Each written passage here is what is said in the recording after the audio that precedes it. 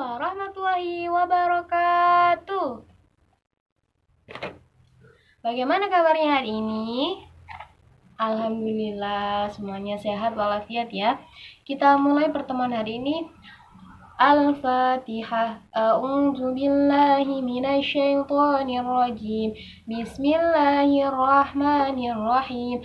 Alhamdulillahi rabbil alamin. Ar-Rahmanir Rahim. Maliki yaumiddin. Iyyaka na'budu wa iyyaka nasta'in. Ihdinas siratal mustaqim. Siratal ladzina an'amta 'alaihim ghairil maghdubi 'alaihim waladdallin. Amin. Bismillahirrahmanirrahim. Raditu billahi rabba wa bil islami dina wa bi Muhammadin nabiyyan wa rasula wa amitna ala qawlihi la ilaha illallah Muhammadur Rasulullah sallallahu alaihi wasallam. Rabbi shrah li sadri wa yassir li amri wahlul 'uqdatam min lisani yafqahu qawli. Rabbi zidna ilman nafi'a warzuqna fahman shaliha wa amalan maqbula wa rizqan wasi'a wa halalan thayyiba. Shadaqallahul azim. Ini ibu absen dulu ya. Siapa yang hadir, siapa yang gak hadir. Miftahur Rafa hadir. Novalita hadir. Ravena hadir. Siti Aisyah hadir. Nah, alhamdulillah semuanya hadir pada hari ini.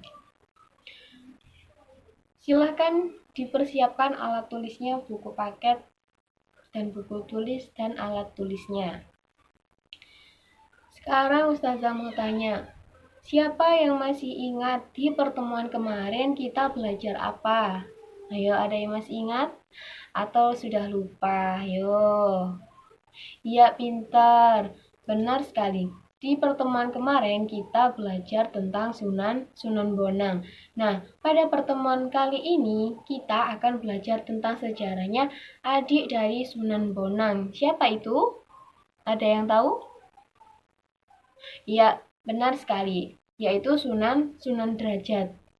Nah, tujuannya apa sih kita mempelajari sejarahnya Sunan Derajat? Yang pertama, supaya kita tahu bagaimana biografinya, sejarahnya, kemudian perannya dalam menyebarkan agama Islam itu seperti apa, metodenya apa, dan peninggalannya itu apa saja. Nah, sudah siap belajarnya?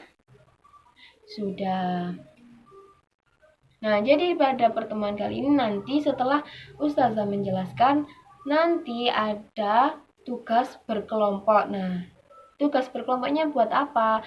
Tugas kelompoknya membuat mind mapping, seperti yang nanti Ustazah kasih lihat ya.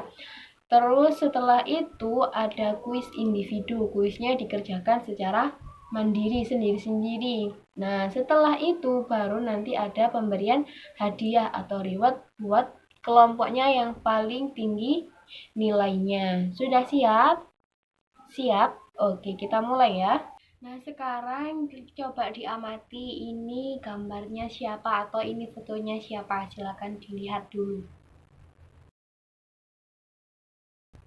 Ya, benar. Itu tadi fotonya Sunan Derajat. Sudah, nah. Kali ini yang pertama yaitu biografinya, ada silsilahnya Sunan Derajat juga. Nah, Sunan Derajat ini memiliki nama asli yaitu Raden Kosim. Beliau lahir pada tahun 1470 Masehi.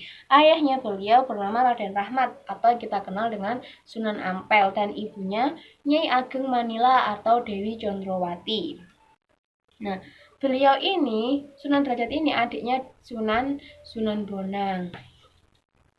Nah, Sunan Derajat ini memiliki beberapa nama, beberapa sebutan nama lain selain Sunan Derajat. Ada yang menyebutnya Raden Sarifuddin, ada juga Pangeran Kaderajat, terus ada juga Sunan Mayang Madu, ada lagi yang menyebutnya Maulana Hashim. Nah, itu semua sebutan atau julukan yang dimiliki oleh Sunan Derajat. Beliau saat muda, saat masa masa belajar. Beliau tuh belajar langsung dengan sang ayah di Pondok Pesantren Ampel Denta. Setelah lama belajar dengan sang ayah, ayahnya meminta Sunan Derajat untuk memperdalam ilmunya lagi, disuruh belajar lagi, berguru lagi. Kepada siapa Sunan Derajat berguru? Nah, beliau belajar kepada Sunan Gunung Jati di Cirebon. Nah, selama di sana, beliau tidak hanya belajar memperdalam agama saja, tetapi beliau juga membantu Sunan Gunung Jati dalam menyebarkan agama Islam di daerah Cirebon. Nah, selama di sana, beliau bertemu dengan putri Sunan Gunung Jati, yaitu Dewi Sufyah. Kemudian beliau menikah dengan Dewi Sufyah dan dikaruniai 3 orang putra, yaitu ada Pangeran Trenggono, Pangeran Sandi, dan Dewi Murian. Setelah menikah dengan Dewi Sufyah, beliau tinggal di sana selama beberapa tahun. Beliau juga menyebarkan agama di daerah Cirebon. Setelah menyebarkan agama di daerah Cirebon, Sunan Derajat ini kembali ke Surabaya, ke Pondok Pesantren Ampel Denta. Nah, sesampainya di sana, ayah beliau ini meminta supaya Sunan Derajat ini menyebarkan agama Islam di daerah pesisir barat kota Gresik. Akhirnya, beliau berangkat ke sana menggunakan perahu menyeberangi lautan. Nah, tiba-tiba di perjalanan menuju pesisir baratnya kota Gresik, perahu yang ditumpangi Sunan Derajat ini dihantam oleh ombak yang sangat besar. Apa yang terjadi? Ya benar, perahunya hancur, tenggelam. Nah, tapi atas izin Allah, atas pertolongan Allah, Sunan Derajat ini selamat. Sama seperti kisahnya Nabi Yunus yang diselamatkan oleh ikan. Tetapi Sunan Derajat ini tidak dimakan oleh ikannya, tetapi beliau menaiki berpegangan pada ekornya. Berpegangan pada ikan apa? Berpegangan pada ikan cucut dan ikan talang atau ikan cakalang. Hingga akhirnya beliau ini sampai ke daratan di daerah Jelak, Banjarwati. Nah, sesampainya di sana, beliau disambut oleh sesepuh atau ketua adatnya di sana.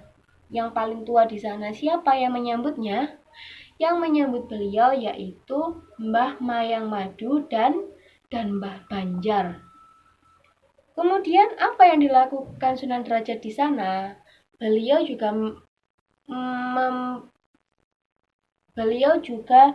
menyebarkan agama Islam di sana. Beliau mendirikan surau. Nah, surau ini digunakan untuk pengajian. Nah, selama di desa Jelak tadi, beliau ini menikah dengan putri dari Mbah Mayang Padu, yaitu dengan Nyai Kemuning. Nah, kemudian setelah beberapa lama berdakwah di daerah Jelak Banjarwati, beliau pindah tempat, tapi masih di satu lokasi yang sama, cuma tempatnya agak naik sedikit. Nah, yaitu di daerah Dukuh Dhuwur. Daerah sana di daerah yang perbukitan. Beliau di sana babat alas, membuat perkampungan. Beliau di sana mendirikan pondok pesantren juga. Nah, sampai akhirnya beliau menyebarkan agama di sana dan wafat di sana dan dimakamkan di sana. Nah, peninggalannya juga ada di sana. Nah, terus bagaimana cara dakwahnya? Menggunakan metode apa Sunan Derajat dalam berdakwah? Nah, metode yang digunakan yaitu metode bil hikmah. Ada 4 cara. Yang pertama, pengajian langsung di masjid, musola, atau langgar, atau surau. Nah, tadi saat berada di desa Jelak, Banjarwati, beliau mendirikan surau atau musola yang digunakan untuk pengajian. Nah, kemudian beliau juga menyelenggarakan pendidikan di pesantren, membangun pesantren. Kemudian berdakwahnya melalui kesenian tembang pangkur yang diiringi dengan gending. Kemudian ada lagi melalui ritual tradisional. Maksudnya apa di sini? Beliau tidak serta-merta menghapus tradisi yang ada, selagi itu tidak bertentangan dengan ajaran Islam. Dan yang terakhir itu ada memberikan fatwa, petuah, memberikan nasihat saat dalam menghadapi sebuah masalah. Nah, ini tadi metode atau cara yang dilakukan Sunan Derajat dalam menyebarkan agama Islam. Jadi beliau mengajarkan agama Islam itu dengan arif dan bijaksana. Arif dan bijaksana bagaimana? Soalnya beliau tidak serta-merta melarang tradisi mereka yang ada. Soalnya pada zaman dahulu itu di daerah tersebut suka wayang. Nah, Sunan Derajat ini berdakwahnya melalui kesenian. Beliau juga mendalang, jadi dalang.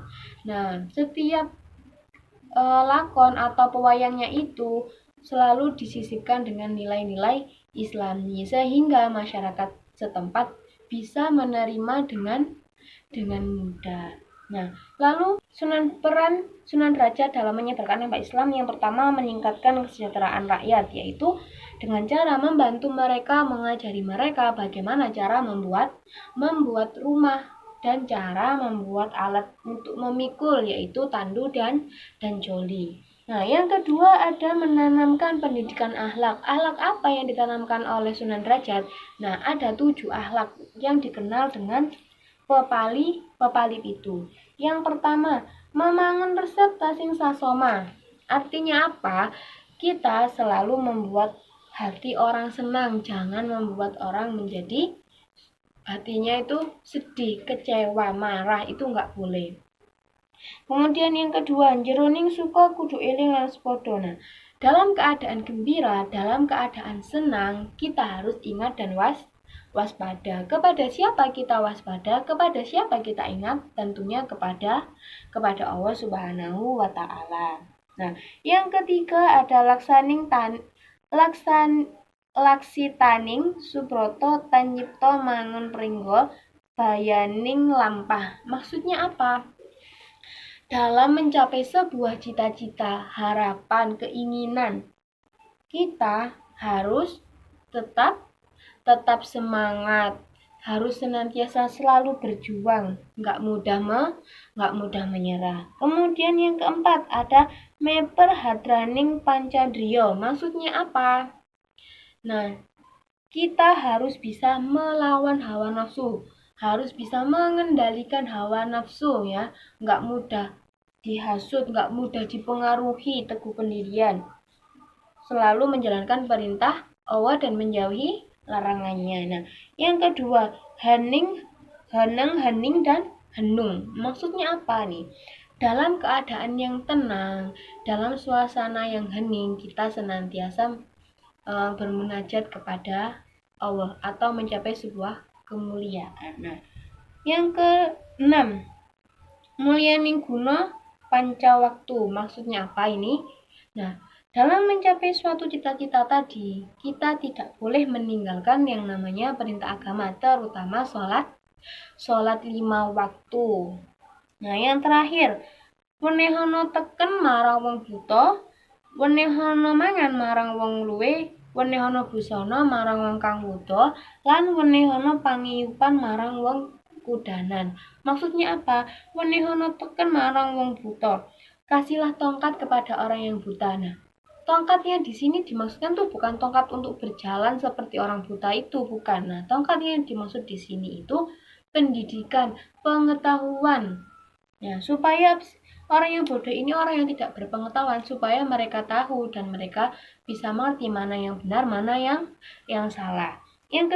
Terus ada lagi, menehono mangan marang wong kang luwe.